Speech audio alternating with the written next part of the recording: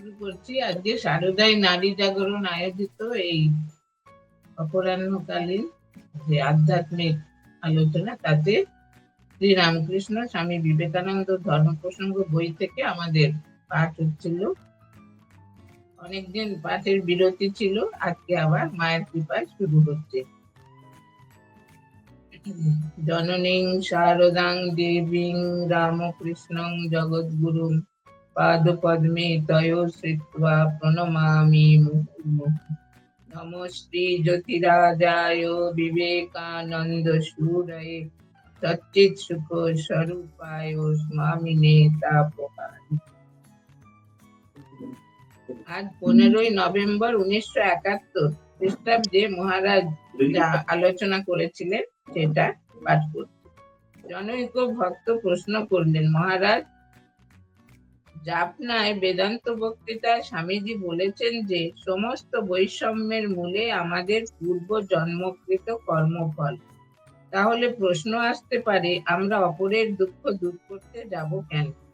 এটা খুব ভালো প্রশ্ন করেছেন একজন ভক্ত, যে জাপনায় বেদান্ত বক্তৃতায় স্বামীজি বলেছিলেন যে আমাদের যে জীবনে আমাদের যে ঘাত প্রতিঘাত আসে তার মূলে হচ্ছে এটা পূর্বজন্মের কর্মফল। তাহলে আমরা কেন অপরের দুঃখ দূর করতে যাব? মহারাজ, নাই বা গেলে, কিন্তু দুঃখ বোধ রাখলেও চলবে না।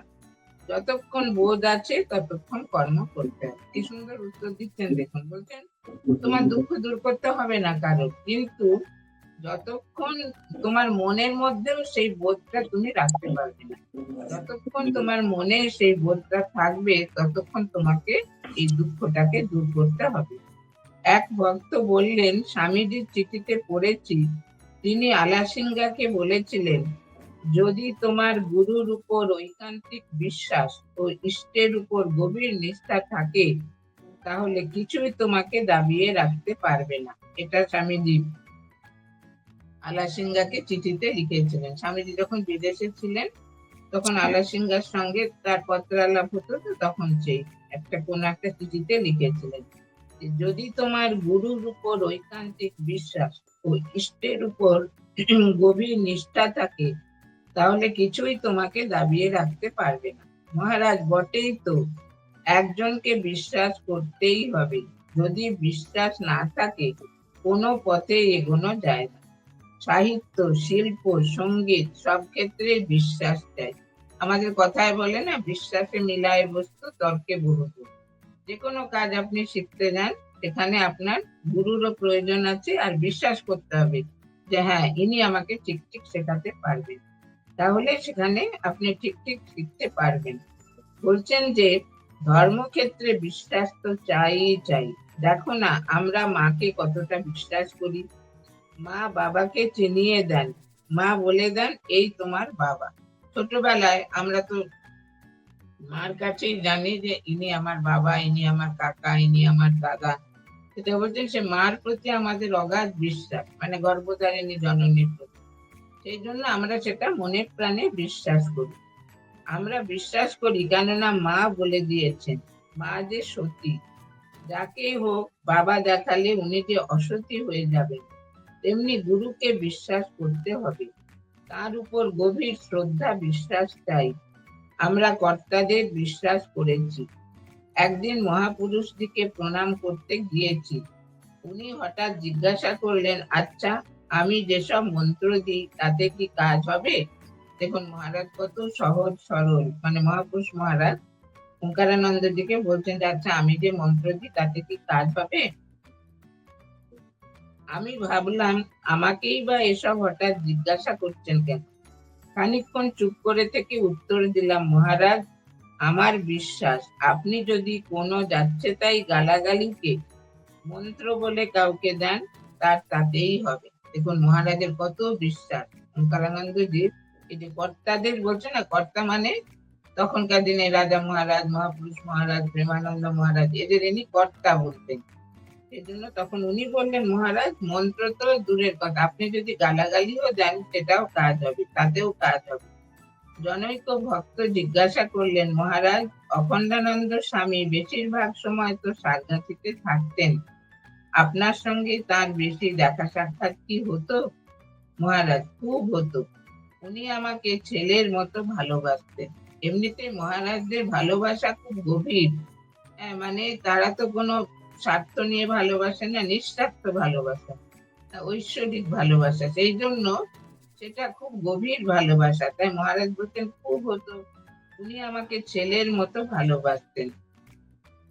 16 নভেম্বর 1971 মহারাজ সমাধি সম্বন্ধে বললেন, সমাধিতে দেহ মনের সকল শক্তি একান্ত ঘনীভূত হয়ে ঈশ্বর চিন্তায় অবস্থান করে। উপরে তার প্রকাশ নেই, কিন্তু ভেতরে পূর্ণ বিরাজমান। যেমন বিদ্যুতের তার দেখে উপরে বোঝা যায় না, কিন্তু ছুলেই সব। হ্যাঁ, এটা মহারাজ বলছেন যে সমাধি যখন কারোর হয়, তখন তার সমস্ত শক্তি মানে ঘনীভূত হয়ে ঈশ্বর চিন্তায় অবস্থান করে, সেখানে আর কোনো কিছু চিন্তা থাকে না, কিন্তু সেটা বাইরে থেকে বোঝা যায় না। যেমন ইলেকট্রিক তার আমরা দেখি, এমনিতে দেখলে কিছু বোঝা যায় না, কিন্তু হাত দিলেই যদি অন করা থাকে সুইচ, তাহলে সব লাগবে। সেই রকম মহারাজ সমস্ত সংগঠনের মূলে থাকা চাই ভালোবাসা, সেই সঙ্গে বিশ্বাস ও সহ্য শক্তি, তাহলেই সব হবে। মানে যে কোনো সংগঠন, হ্যাঁ, সেটা পাবলিক হোক বা মঠ মিশনের হোক, বলে সেখানে ভালোবাসা থাকতে হবে, প্রত্যেকের মধ্যে একটা ভালোবাসা, সম্প্রীতি, আর বিশ্বাস থাকতে হবে, সহ্য শক্তি, তাহলেই সব হবে। কাজ শুরু করে দে, সকলে সাহায্য করবে, যদি না করিস দেখবি অপরে জায়গা করে নেবে। আমিও কিছুই জানতুম না, কিন্তু সবই তো হয়ে গেল। দেখুন মহারাজ বলছেন কোনো ভক্তকে যে কাজ শুরু করে দে, দেখবি আস্তে আস্তে এটা দিন দিন বাড়তেই থাকবে। ঠাকুরের কাজ, মায়ের কাজ কিনা স্বামীজির কাজ, এটা দিন দিন এর উন্নতি হবেই হবে। মহারাজ কথা প্রসঙ্গে ইন্দিরা গান্ধী সম্বন্ধে একটি কৌতূহলজনক কাহিনী বললেন। ইন্দিরা যখন 5-6 বছরের, ওর মার সঙ্গে এলাহাবাদের এক সভায় উপস্থিত, বিজ্ঞান স্বামী সভাপতি। ইন্দিরা সেখানে খুব ছোটাছুটি করছে, নাচ দেখাচ্ছে, সকলে ওকে বসিয়ে রাখার চেষ্টা করছে, সে কিছুতেই শুনছে না। তাতে সকলে বিশেষ ব্যস্ত, পাছে বিজ্ঞান স্বামী বিরক্ত হন। কিন্তু আশ্চর্যের কথা, বিজ্ঞান স্বামী সব দেখে কেবল বললেন, ওকে তোমরা কেউ বাধা দিও না, ওর খেয়াল মতো ওকে ঘোরাফেরা করতে দাও, ওর মধ্যে বিরাট সম্ভাবনা রয়েছে, কালে বিরাট হয়ে উঠবে। দেখুন, ছোটবেলায় ইন্দিরা গান্ধী তখন 5-6 বছরের, মার সঙ্গে গেছেন একটা সভা, যেখানে বিজ্ঞানানন্দজি সভাপতি। তো বাচ্চা মেয়ে, তো সে চটপট করছে, চঞ্চল, নাচছে, ঘুরছে, সবাই তাতে খুব মানে অস্বস্তি বোধ করছে, আর সবাই ভাবছে মহারাজ বোধহয় খুব বিরক্ত হবেন। কিন্তু মহারাজ বিজ্ঞানানন্দ স্বামী বলছেন, না, ওকে তোমরা বাধা দিও না, ওর মতো ওকে করতে দাও, কালে ও খুব বড় হবে। দেখুন, পরবর্তীকালে উনি ভারতের প্রথম মহিলা প্রধানমন্ত্রী হয়েছিলেন, আপনারা তো জানেন ওনার জীবন। মহারাজ, একদিন হরি মহারাজকে জিজ্ঞাসা করেছিলাম, স্বামীজি যে বলেছেন ঠাকুরকে বোঝার আগে আমায় বোঝ, আমি কি ফেলনা, এটা বললেন কেন? হরি মহারাজ বললেন, দেখো, ঠাকুর ভগবান, স্বামীজি একজন পারফেক্ট ম্যান, নর ছাড়া নারায়ণকে কে বুঝবে? আর ওই পারফেক্ট ম্যানের কাছে আমরা পিগমি। হ্যাঁ, মহারাজ তখন উত্তর দিলেন কি, স্বামীজি তো বলেছেন যে ঠাকুরকে বোঝার আগে আমাকে বোঝ, আমি কি ফেলনা? তাই মহারাজ তখন বলছেন, হরি মহারাজ, যে ঠাকুর স্বয়ং ভগবান আর স্বামীজি পারফেক্ট ম্যান, সেই জন্য স্বামীজি নর, ঠাকুর নারায়ণ, নর ছাড়া নারায়ণকে কে বুঝবে? আর ওই পারফেক্ট ম্যানের কাছে আমরা সবাই পিগমি, মানে আমরা এতই ক্ষুদ্র। মহারাজ কথা প্রসঙ্গে বললেন, আমি মাস্টার মশাইয়ের ছাত্র, বিজয়ার প্রণাম করতে গেছি, তিনি তার ঘরে দোতলায় বসে আছেন। কথায় কথায় সন্ধে হয়ে এলো, তিনি চুপ করে গেলেন, বলেছিলেন, এখন কি আর কথা ভালো লাগে? এখনই ঠিক ইনফিনিটির সঙ্গে মেলার সময়। দেখুন, মাস্টারমশাই তো এত ঠাকুরের সঙ্গ করেছেন, ওঙ্কারানন্দজি মাস্টার মশাইয়ের ছাত্র ছিলেন। তো একদিন গেছেন, কথা বলতে বলতে সন্ধে হয়ে গেছে, তখন মাস্টার মশাই কথা বন্ধ করে দিলেন। বলছেন, এখন কি আর কথা ভালো লাগে? এখন অনন্তের সঙ্গে মিশে যাবার সময়। এখন কি আর ফাইনাইটের চিন্তা করা যায়? মানে ইনফিনিটির চিন্তা এখন করতে হবে।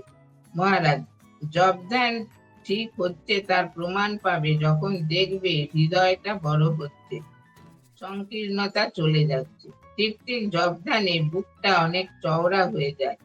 সমস্ত কাজেই তাকে আরোপ করলে ফল বেশ বুঝতে পারবে। যারা এর মধ্যে সংকীর্ণতা আনবে তাদের সরে যেতে হবে, তারা চলে যাবেই। হ্যাঁ, বলছেন জব ধ্যান ঠিক ঠিক করলে কি হবে?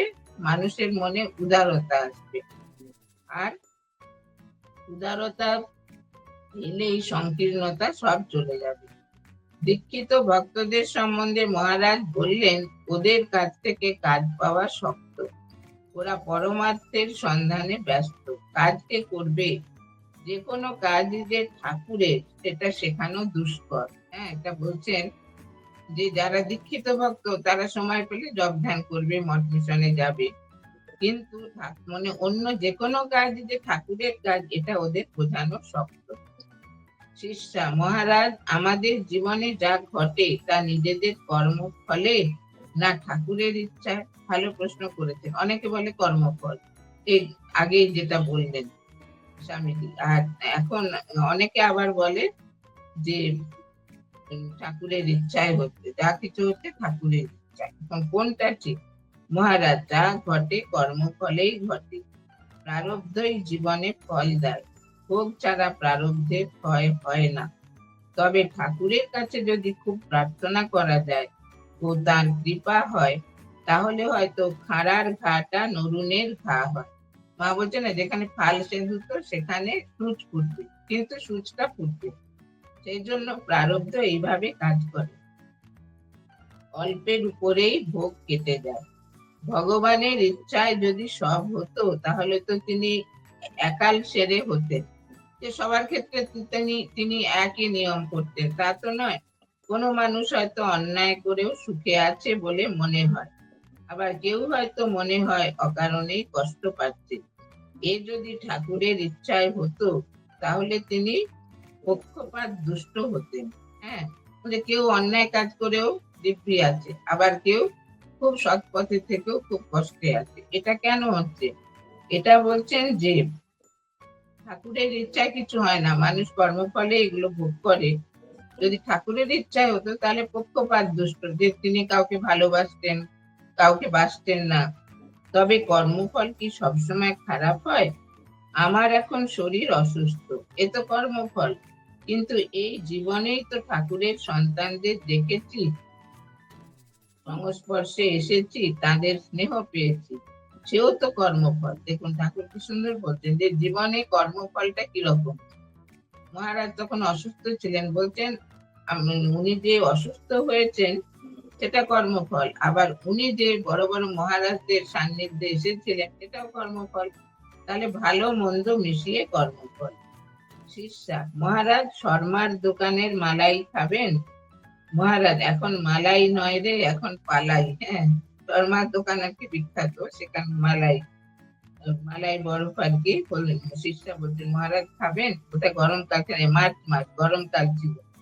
মহারাজ বলছেন, এখন মালাই নয় রে, এখন পালাই। মজা করে বললেন। 5ই এপ্রিল 1972 বিকালে ভক্তদের সঙ্গে কথাবার্তার সময় মহারাজ জনৈক ভক্তকে লক্ষ্য করে বললেন, ওসব হবে না, বাধা ধরা রুটিন মাফিক কাজে হবে না, ওসব দিয়ে স্বামীজির কি কাজ হবে? সকালে উঠে খানিক জপ করলাম, তারপর মালা গাঁথলাম, তারপর চন্দন ঘষলাম, এ তো গত 2000 বছর ধরে করছো, কি ফল হয়েছে?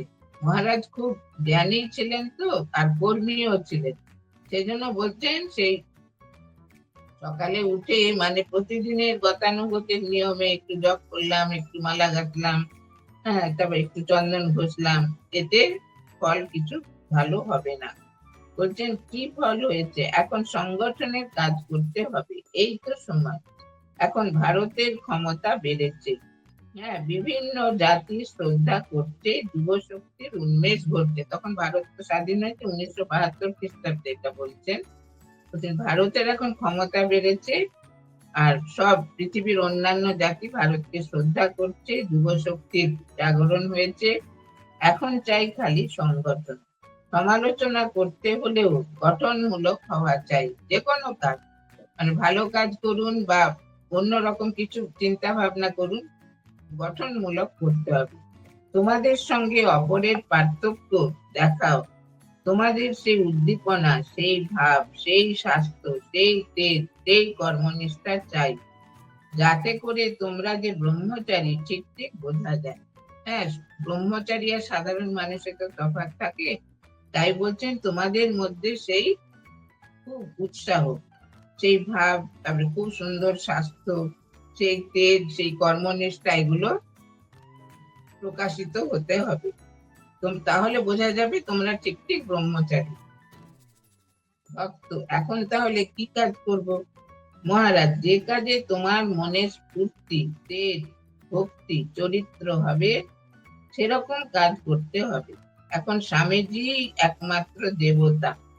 হ্যাঁ, তিনি হচ্ছেন এপিটোম। হ্যাঁ, বলছেন একজন ভক্ত জিজ্ঞেস করছেন যে আমরা তাহলে কি করব, কিভাবে কাজ করব? তখন মহারাজ বলছেন যে এখন তোমাদের সবাইকে স্বামীজিকে অনুসরণ করতে হবে।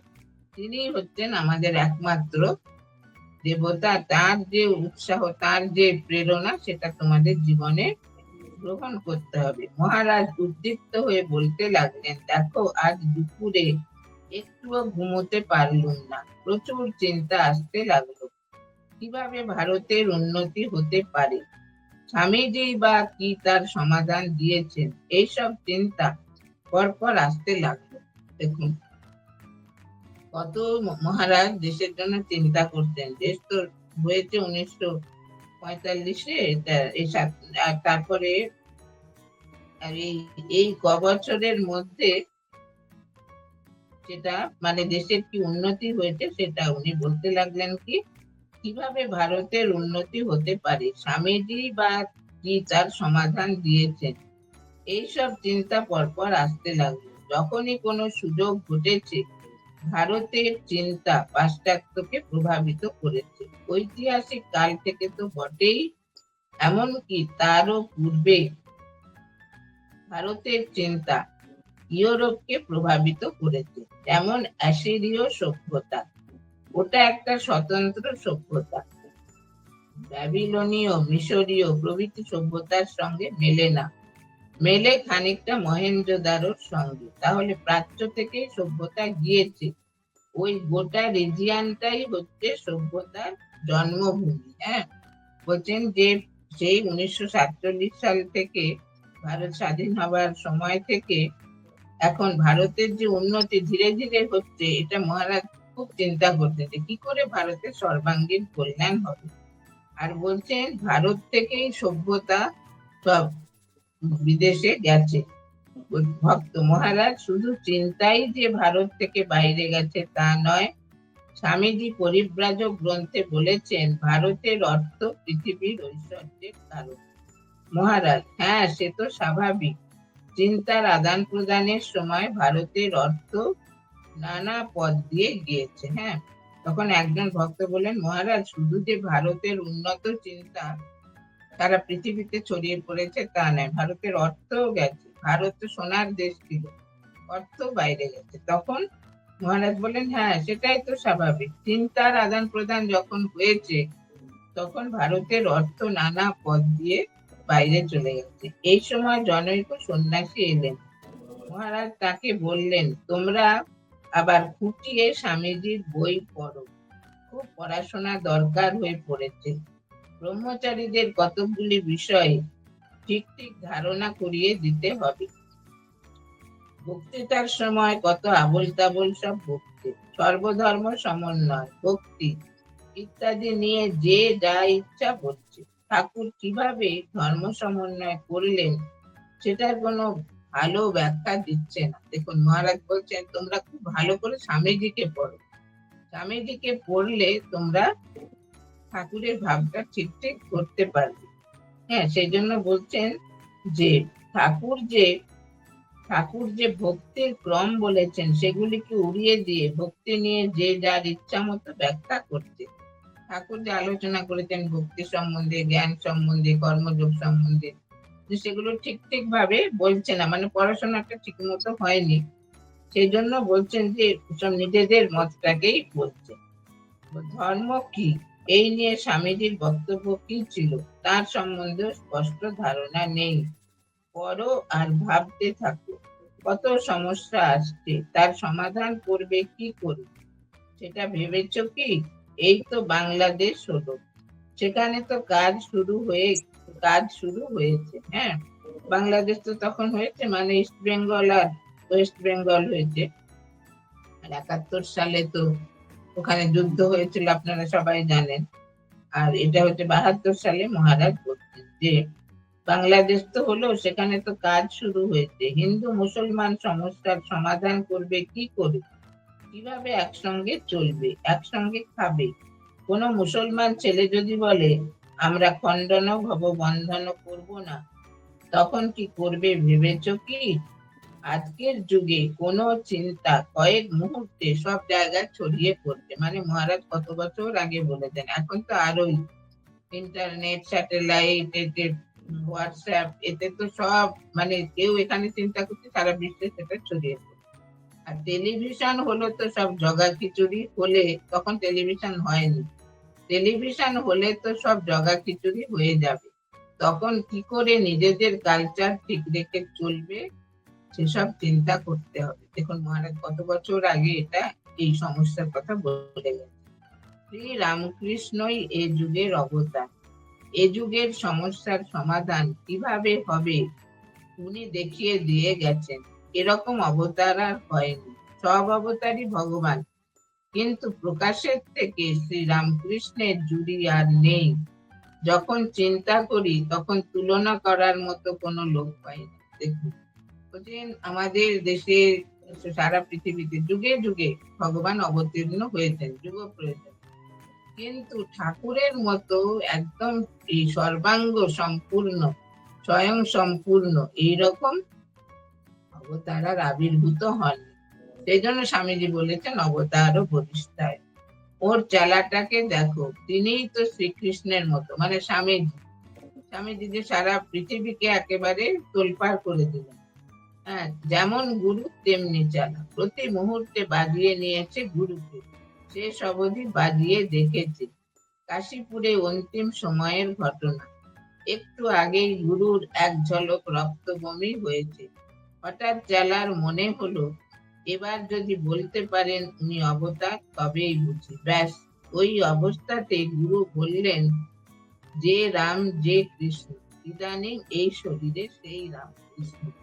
স্বামীজি কাশীপুরে তার একটু আগে ঠাকুর রক্ত বমি করেছেন, গলায় ক্যান্সার ছিল তো, তখন স্বামীজি বলছেন, মনে মনে ভাবছেন যে এই অবস্থায় যদি ঠাকুর বলতে পারেন যে হ্যাঁ আমি অবতার, তাহলে বুঝবো তিনি অবতার। তখনই ওনার মনে চিন্তাটা আসা মাত্র ঠাকুর বলছেন, এখনো তোর অবিশ্বাস গেল না?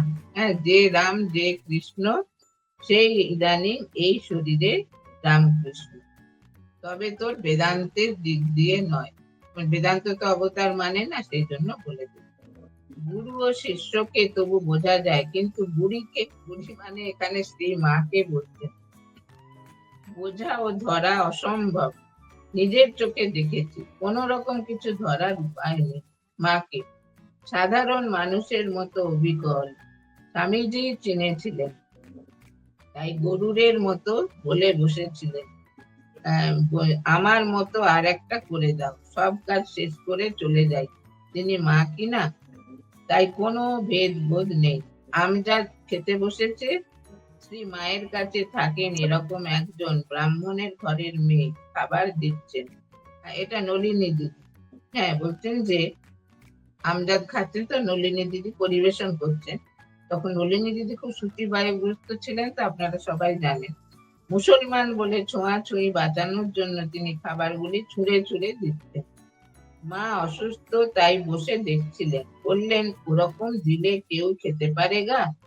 শরৎ আমার যেমন ছেলে, আমজাদও আমার তেমন ছেলে। এই মা ঠাকুরুনকে কে ধরবে? মহারাজ বলছেন, ঠাকুরকে তবু ধরা যায়, স্বামীজিকে কিন্তু মাকে ধরা যায় না। মা একদম ধরা ছোঁয়ার বাইরে। জনৈক ভক্তকে উদ্দেশ্য করে মহারাজ বললেন, শুধু স্বামীজির বই পড়ো, গীতা প্রভৃতি খুবই শক্ত, ঠিক ঠিক বুঝতে গেলে। যখন স্বামীজিকে পড়বে তখন অন্য কাউকে সেখানে ঢোকাবে। হ্যাঁ, বলছেন যে স্বামীজিকে ধ্যান করবে, চিন্তা করবে, স্বামীজির বই পড়বে, তবেই তুমি ঠিক ঠিক ঠাকুরের ভাবটা বুঝতে পারবে।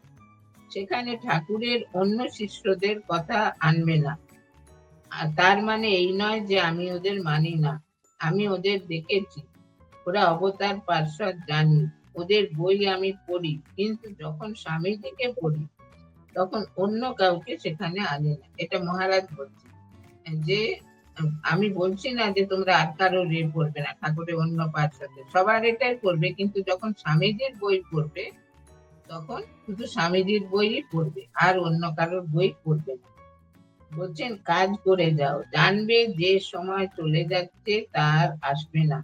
একদিন চলে যাওয়া মানে 1 বছর চলে যাচ্ছে মনে করবে। কাজ করে যাও। হ্যাঁ, সময় চলিয়া যায় নদীর স্রোতের প্রায়, বুঝছেন না? নদীর স্রোত যেমন যাচ্ছে, সময়ও তেমনি চলে যাচ্ছে। সেই জন্য সময়টাকে আমাদের কাজে লাগাতে হবে। 9 মে 1972 মহারাজ গুরু প্রসঙ্গে বললেন, মানুষ গুরু গুরু নয়। ঠাকুরের মন্দির দেখে মহারাজ বললেন, ওইখানে আছে সাক্ষাৎ শিব, শিবগুরুই জগৎ গুরু। হ্যাঁ, এই যে মানুষ গুরুতে দীক্ষা দেন, তিনি সেই ঈশ্বরের প্রতিনিধি। তাই মহারাজ বলছেন, মানুষ গুরু গুরু নয়। গুরু হচ্ছেন মন্দিরে যিনি আছেন, সাক্ষাৎ শিব। মহারাজ, কাজের টাকা ঠিক আসবে, কিছু ভাবিস নি, তবে চরিত্র দরকার। ঠাকুরের নামে যা যা আসবে তার ঠিক ঠিক ব্যবহার করা দরকার।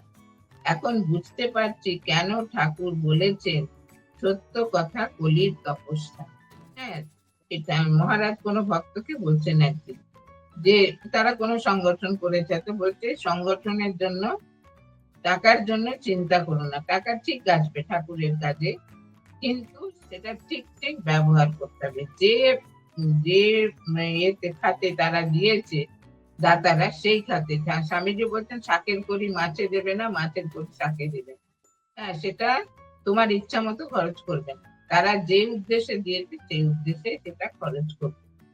এটাই বলে মহারাজ বলছেন, এখন বুঝতে পারছি ঠাকুর কেন বলেছেন সত্য কথা কলির তপস্যা।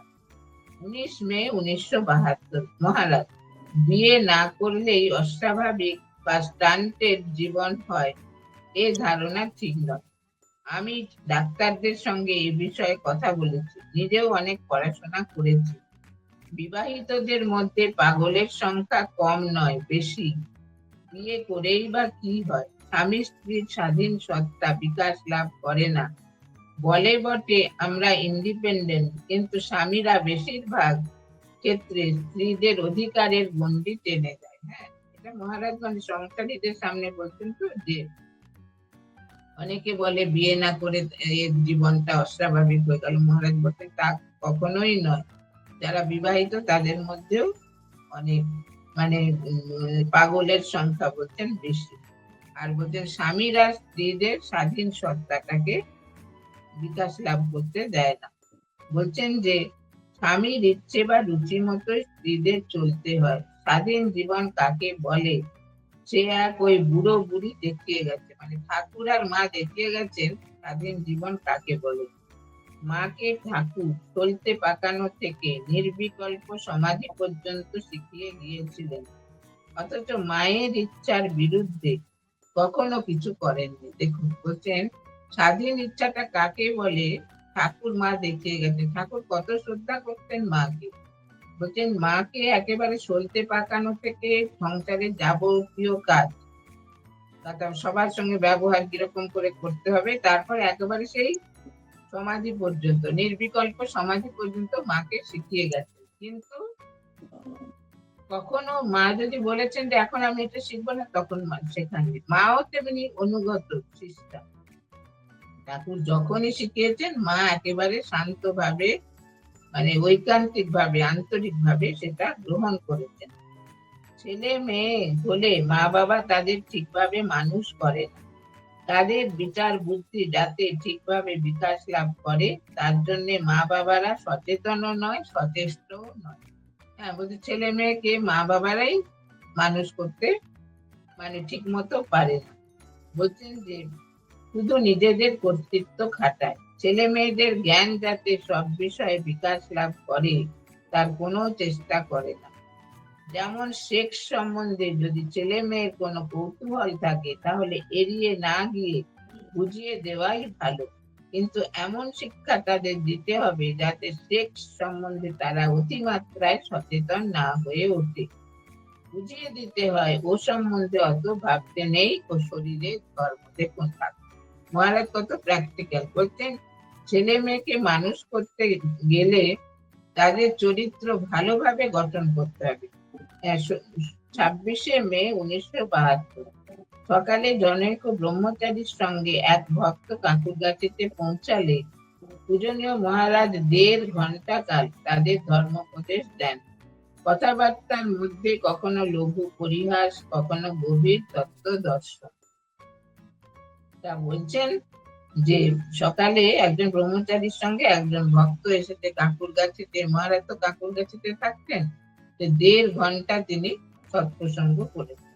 সাধু জীবন যারা বরণ করতে অগ্রসর, তাদের উদ্দেশ্যে মহারাজ যেসব কথা বলেন তা চিরস্মরণীয়। মহারাজ যেটি ধরেছ, যে ব্রহ্মচারী এসেছে তো তাকে বলছেন, যেটি ধরেছ বুলডগ বা কচ্ছপের মতো ধরে পড়ে থাকো, মরণ পর্যন্ত কামড়ে ধরে থাকো। হ্যাঁ, বলছেন কচ্ছপ যদি কিছু ধরে, সে তাকে যদি 2 টুকরো করে দেন সে ধরে থাকবে, সে কিছুতেই ছাড়বে না। আর বুলডগও তাই। বলছে সেই জন্য যে আদর্শ তুমি নিয়েছো ব্রহ্মচারী বলছেন, সেটা ধরে থাকো বুলডগ বা কচ্ছপের মতো। বলছেন শাস্ত্র পাঠ, বিচার এইসব যাই বলো, আসল হচ্ছে জপ ধ্যান। কলিতে ধ্যান ডিফিকাল্ট, তাই জপই প্রশস্ত। সদা সর্বদা জপ করবে, অন্তরে সর্বদা একটা আনন্দের ফ্লো চলবে। সবসময় মনে যদি ইষ্টমন্ত্র জাগ্রত থাকে, তাহলে মনের মধ্যে একটা আনন্দের যেন ধারা প্রবাহিত হবে। এক মুহূর্ত সময় নষ্ট করবে না। এটাই হচ্ছে সময়। বর্তমান যুগ হচ্ছে কর্মযোগের, তাই স্বামীজি কর্মযোগে অত জোর দিয়েছেন। স্বামীজি দেখেন সত্যের নামে তমগুণে দেশ ডুবে আছে। হ্যাঁ, মানে কাজ করছে না, সব কর্ম ছেড়ে দিয়েছে। তাই রজগুণকে এত এমফাসাইজ করেন। রজগুণকে খুব স্বামীজি প্রশংসা করেছেন। কেন? তম থেকে রজ অতিক্রম না করলে সত্য ধরা যাবে না। ঠাকুর স্বামীজির কাজ এই মন নিয়ে কাজ করতে হবে। কাজ কোনো কিছুর পরোয়া করে না। স্নেহ, প্রীতি, ভালোবাসা, কান্না কোনো কিছুর অপেক্ষা রাখে না। মনে করো বিল্ডিং ঢালাইয়ের কাজ হচ্ছে, সেখানে তোমায় আরম্ভ থেকে শেষ পর্যন্ত সারাক্ষণ থাকতে হবে। না থাকলেই মিস্ত্রিরা হয়তো মিক্সচার ঠিক দেবে না বা কাজে অন্য কোনো গাফিলতি করবে। হ্যাঁ, বলছেন যে কাজটাই তুমি করবে খুব মন দিয়ে, হ্যাঁ, খুব সিনসিয়ারিটির সঙ্গে করবে।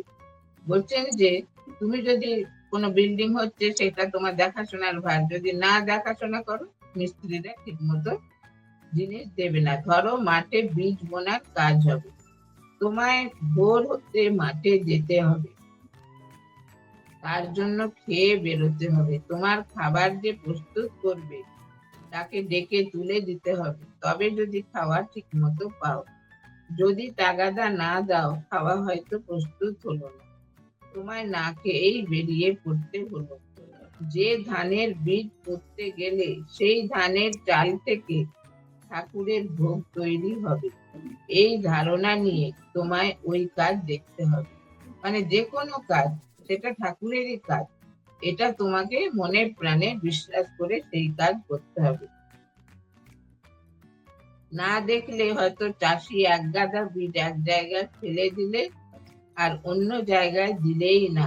আবার ধরো কোনো উৎসবে লোক খাওয়ানোর ভার তোমায় দিলে 2-3 হাজার লোক খাবে, ভোর থেকে উঠে খিচুড়ি তৈরি হলো কিনা তোমায় সুপারভাইজ করতে হবে। আর যদি ভাবো ওরা ঠিকই করছে, আমি একটু শুয়ে নিই, তাহলে হয়তো তলা ধরিয়ে ফেললো। এতগুলি লোকের খাওয়াই পণ্ড হয়ে গেল। কর্মের দ্বারা ইন্দ্রিয়ের কার্যকারিতা খুবই বেড়ে যায়।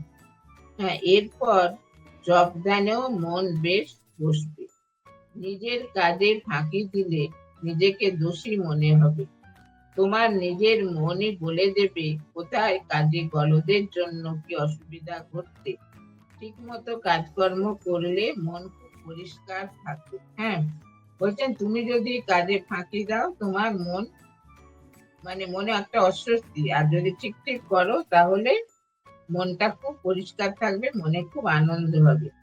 সাধু জীবনে 3টি জিনিস ঠিক মতো অনুসরণ করে চললে সব ঠিক থাকবে। প্রথম হচ্ছে ত্যাগ তপস্যা, দ্বিতীয় বিদ্যা চর্চা। স্বামীজি বলছেন বিদ্যার অভাবে সংঘ হীন দশা প্রাপ্ত হয়। হীন দশা বিদ্যার অভাবে সংঘের জ্ঞানের দিকটা কমে যায়। আর প্রচার, 3 হচ্ছে প্রচার, প্রচারে হার্ট সার্চিং হয়। আমি যা বলছি কাজে তা করছি কিনা এইটাই দেখা যায়। আর যেটা বলছেন সেটা ঠিক ঠিক নিজের জীবনে প্র্যাকটিস করছেন কিনা এটা বোঝা যায়। জীবনযাত্রা সহজ হবে। Simple living with high thinking, যেটি একান্ত প্রয়োজন সেটি ছাড়া অন্য কোনো জিনিস রাখবে না। আমার এটি চাই বললে আর নিস্তার নেই, কারণ চাওয়ার অন্ত নেই। চাইতে চাইতে শেষ পর্যন্ত শুধু চাই। সাধুদের খারাপ দিকটা দেখো না। সাধু জীবন সম্বন্ধে কোনো রোজি রোমান্টিক আইডিয়া রেখো না। হ্যাঁ, সাধুরাও মানুষ, তাদের খারাপ দিকটা না দেখে ভালো দিকটা দেখো। যে সাধু নাগারে পেটের অসুখে ভোগে তার মেজাজ হয়তো একটু খিটখিটে, কিন্তু সেই হয়তো আবার তোমার জন্য সন্দেশ রেখে দিয়েছে। প্রত্যেকেরই একটা সব কর্নার থাকে, সেইখানটায় ঠিক ঘা দিতে পারলে সে তোমার কেনা হয়ে থাকবে। অতএব এইভাবে প্রতি লোকেরই সঙ্গে মিশবে, হার্ট ওপেন রাখবে।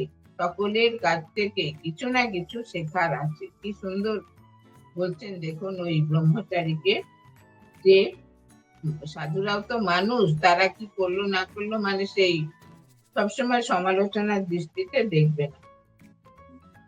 বলছেন কেউ হয়তো খুব পেটের অসুখে ভুগছে, তার মেজাজটা একটু রাফ হবে, কিন্তু সেই হয়তো তোমার জন্য সন্দেশ রেখে দিয়েছে। আর বলছেন প্রত্যেকেরই মনে একটা সব কর্নার থাকে, সেইটা যদি তুমি বুঝতে পারো তাহলে তোমার আর কোনো অসুবিধা হবে না। 26 জুন 1972, মহারাজ ঠাকুর মা ও স্বামীজি এই আসল। খুব স্বামীজি পড়বি, নিজের ভাবে বুঝবি, না বুঝলে জিজ্ঞেস করবি, ছাড়বি না, এই করেই কাটাতে হবে। দমলে চলবে না, তার শরণাগত হওয়া চাই। তোদের ওখানে এত লোক কি এমনি আসছে? নিশ্চয়ই ঠাকুরের ভাব আছে। ঠাকুরকে প্রাণের কথা গানের মধ্য দিয়ে জানিয়ে দে, সব কাজ ঠিক ঠিক হবে। তবে তাকে ডাকতে হবে। হ্যাঁ, কোনো সঙ্গের একে বলছেন আর কি, যে ঠাকুরমা স্বামীজিকেই ধরতে হবে, তারাই হচ্ছেন আসল।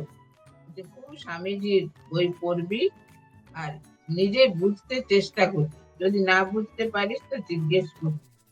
আর ওদের যেখানে যাকে বলছেন সেখানে অনেক লোক আসেন, ভক্ত, তাই বলতে নিশ্চয়ই ঠাকুরের ভাব ওখানে আছে।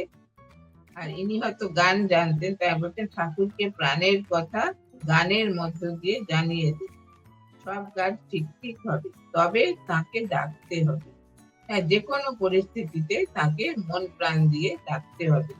28 জুন 1972, মহারাজ সব কাজেই বুদ্ধি স্থির করতে হয়।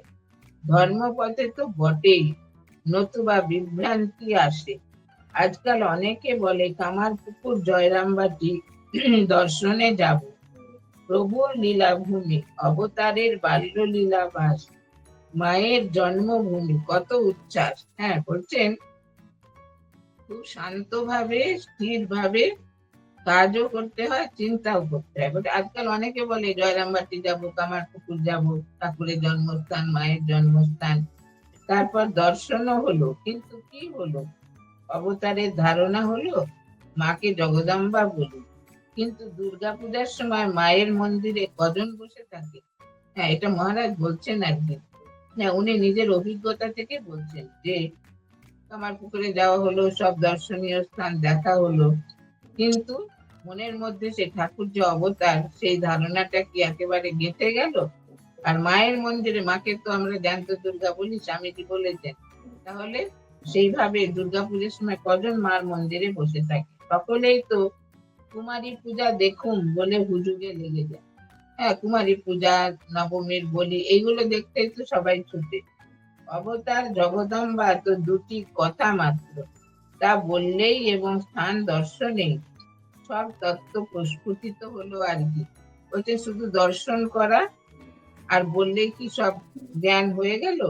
ঠিক ঠিক অবতারত্ব বোঝবার জন্য যদি কামারপুকুর জয়রামবাটি যাত্রা করা হয় জীবনে, তাহলে নিশ্চয় পরিবর্তন আসবে, এবং তা আচরণেই বোঝা যাবে। এই যে কে কত ধার্মিক, কে কত ঠাকুরের ভাব নিয়েছে, মার ভাব নিয়েছে, স্বামীজির ভাব নিয়েছে, তার জীবন দেখলেই সেটা বোঝা যাবে।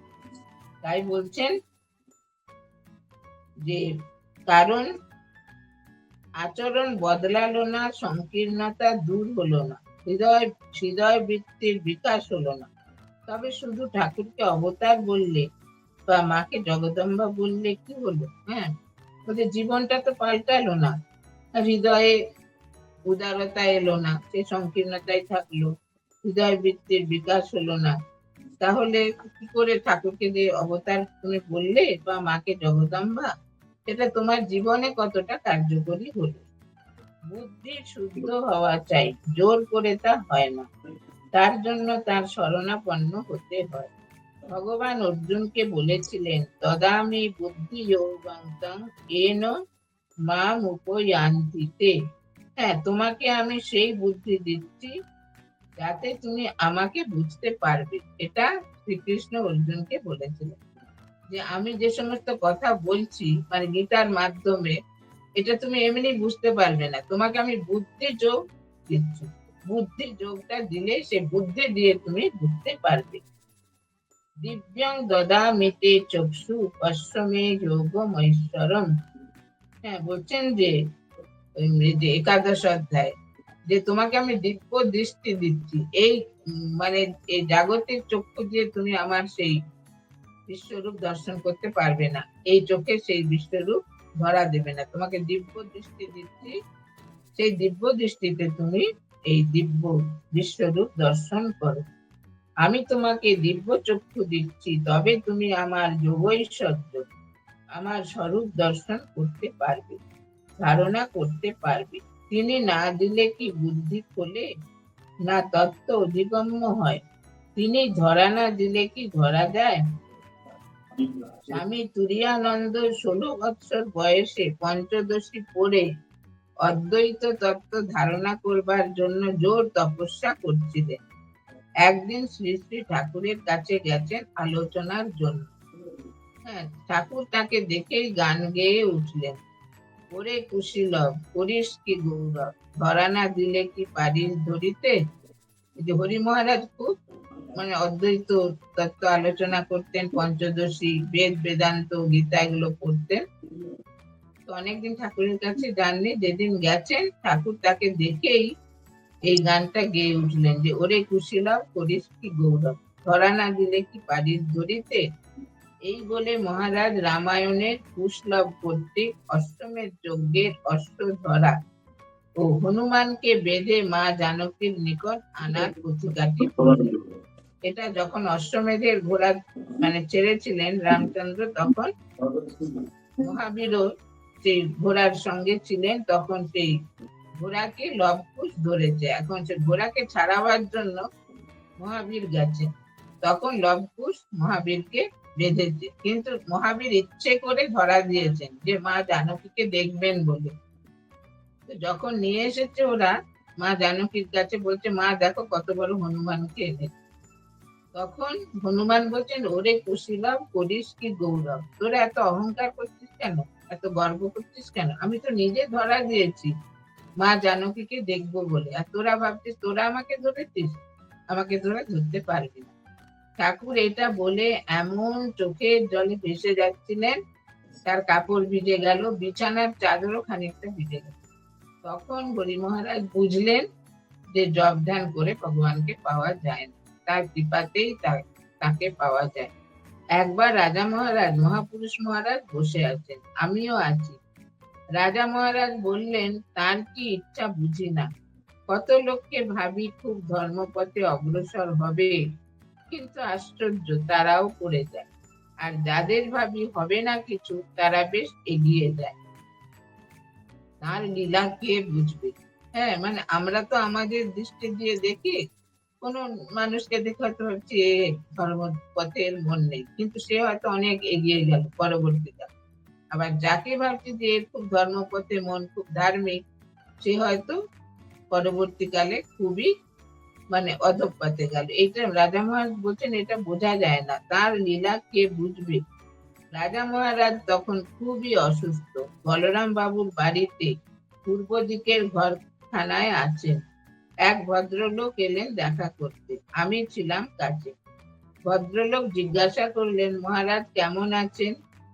মহারাজ উত্তর দিলেন, তার সঙ্গে মানে শ্রী শ্রী ঠাকুরের সঙ্গে একদিন কাটালে যা আনন্দ হয় তাতে মৃত্যু যন্ত্রণা তুচ্ছ হয়ে যায়। হ্যাঁ, দেখুন, মহারাজরা তো ঠাকুরের সঙ্গে থেকেছেন, তাই বলছেন। ভক্ত যখন বলছেন যে মহারাজ কেমন আছেন, তখন রাজা মহারাজ উত্তর দিচ্ছেন যে ঠাকুরের সঙ্গে একদিন কাটালে এত আনন্দ হয় যে মৃত্যু যন্ত্রণাও তুচ্ছ হয়ে যায়। পরে আবার বললেন, এবার বিধির বিধান শেষ হলো, আমাকে ভুবনেশ্বর যাওয়ার জন্য বললেন। আমি উত্তর দিলাম, মহারাজ আপনার সঙ্গে যাব। মহারাজ কোনো উত্তর দিলেন না। বোঝা গেল এবার মহাপ্রয়াণের সংকল্প টলানো যাবে না, মানে মহারাজের শরীর ত্যাগের আগে এসব ঘটনা ঘটেছে। শ্রী শ্রী ঠাকুর ও মাকে ধরে থাকুন, ভগবান এবার ঐশ্বর্য দেখাতে আসেননি, এবার জনসাধারণের মধ্যে এসে বসে গেছেন, তাদের সুখ দুঃখে এক হয়ে গেছেন। ঠাকুরের কথা অনাহত কাউকে আঘাত করে। হ্যাঁ, মহারাজ তখন বলছেন ভক্তদের, সাধু ব্রহ্মচারীদের, যে শ্রী শ্রী ঠাকুর আর মাকে ধরে থাকুন। তারা এবার নিরৈশ্বর্য হয়ে এসছেন, কোনো ঐশ্বর্য নেই, শুধু ত্যাগ বৈরাগ্যের ঐশ্বর্য। বলছেন এবার তারা এসে জনসাধারণের মধ্যে এসে বসে গেছেন, তাদের সুখ দুঃখে এক হয়ে গেছেন। ঠাকুরের কথা অনাহত কাউকে আঘাত করেন, শরণাপন্ন হওয়া চাই, তার পা জড়িয়ে পড়ে থাকা, জানি না বুঝি না যা করবার কর, শুধু চরণ ছাড়া করো না, এরই নাম বুদ্ধি। এইভাবে তাকে নিয়ে পড়ে থাকুন, আর সংসারের কাজও করে যান। কর্ম তো করতেই হবে, প্রারব্ধ খণ্ডন করতে হবে, তবে অনাসক্ত ভাবে, যা এসে যায় তাই করা। আর এইভাবেই শেষের দিনটা এসে যাবে, আর পুণ্য লোকে চলে যাবে। হ্যাঁ, মহারাজ বলছেন ভক্তদের কি, যে শরণাপন্ন হওয়া যায়, শরণাগত মানে ভগবানের, তার পা জড়িয়ে পড়ে থাকা, জানি না বুঝি না যা করবার করো। হ্যাঁ, এইটা বলতে হবে ঠাকুরকে, শুধু চরণ ছাড়া করো না, এরই নাম বুদ্ধি। বুদ্ধি করে এটা বলুন, এইভাবে তাকে নিয়ে পড়ে থাকুন, আর সংসারের কাজও করে যান। কি সুন্দর বলছেন দেখুন। কর্ম তো করতেই হবে, প্রারব্ধ খণ্ডন করতে হবে, কর্ম না করলে কর্মক্ষয় হয় না, কর্ম করতে হবে, তাহলে কর্মক্ষয় হবে। তবে অনাসক্ত ভাবে, অনাসক্ত ভাবে করলে তবেই আপনি কর্ম করেও আপনি মুক্ত হবে। আর যদি তাতে আসক্তি আসে তাহলে বন্ধনে পড়ে যাবে। যা এসে যায় তাই করা আর কি। এইভাবেই শেষের দিনটা এসে যাবে, আর পুণ্য লোকে চলে যাবে। সুন্দর বলছেন। দেখুন, এই যে ঠাকুরের ভাব নিয়ে, মার ভাব নিয়ে, স্বামীজির ভাব নিয়ে পড়ে থাকলে কি হবে, মনটা আনন্দে পূর্ণ হয়ে যায়। আর মনে একটা শরণাগতির ভাব, যে তিনি যা করবেন তাই তাই ভালো, তাই মঙ্গল। আমি তো জানি না আমার কিসে ভালো, কিসে মানে ভালো নয়, এটা তো জানি না।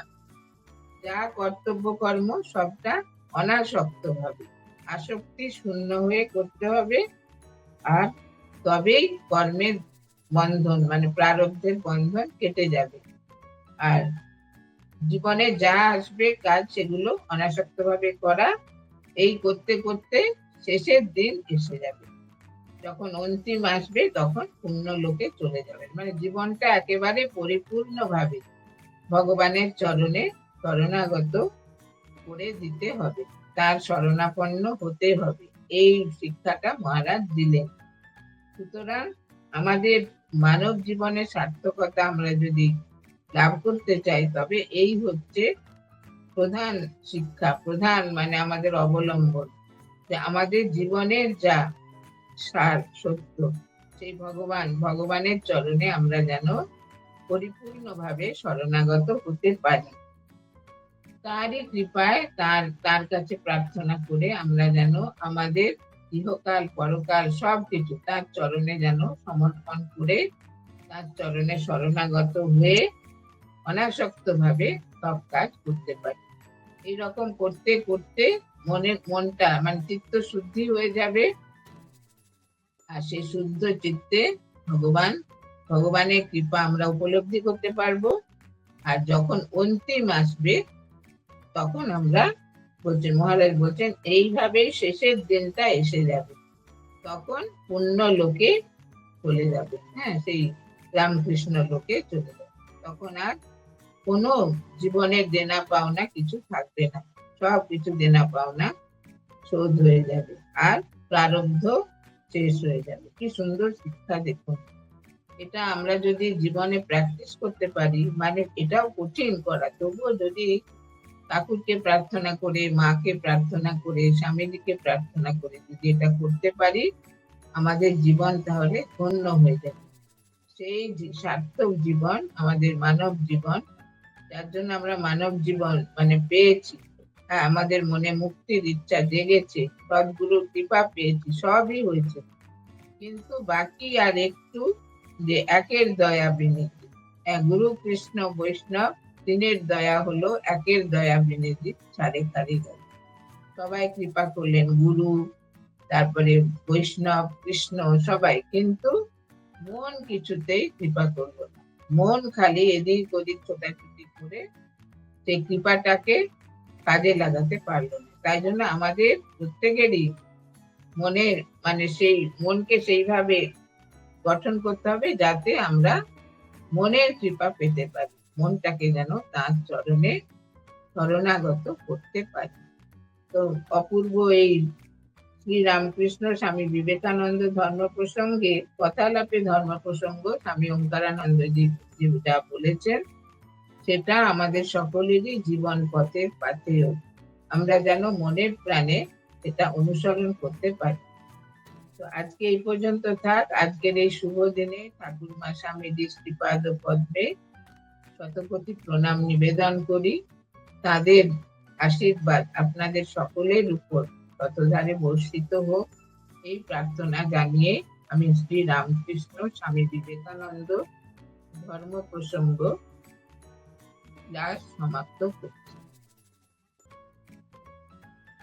শ্রী শ্রী ঠাকুর মা স্বামীজি মহারাজ গুরুদেবের শ্রীচরণে অনন্ত প্রণাম জানাই। উপস্থিত পূজনীয় মাতাজি শ্রীচরণে শ্রদ্ধা ভক্তি পূর্ণ প্রণাম জানাই। উপস্থিত সমস্ত রামকৃষ্ণ ভক্তমণ্ডলীকে শ্রদ্ধা ভালোবাসা প্রণাম। শ্রী বিবেকানন্দ বন্দনা নিবেদন করার চেষ্টা করছি।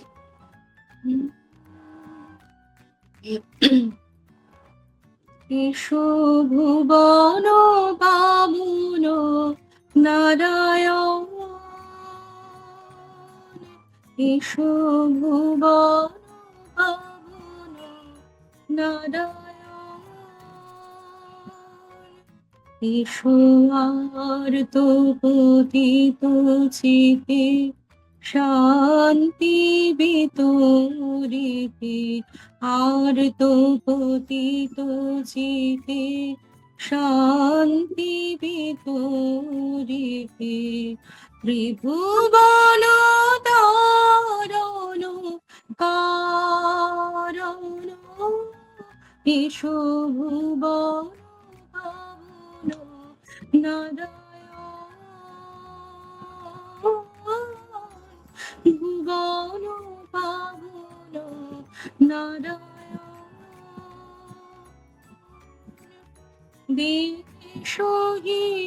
হিংসাহেরি ঝরিত নয়ন বারি, সাম্য প্রচারিলে দেশে দেশে ঘুরে, হিংসাহেরি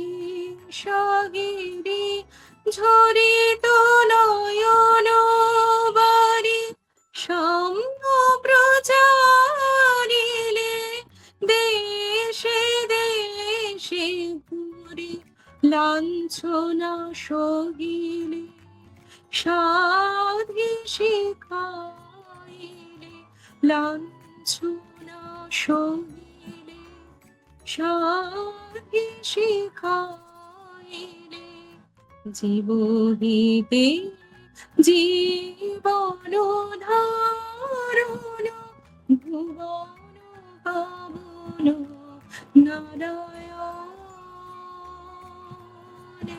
এসো ভুবন পাবন নারায়ণ।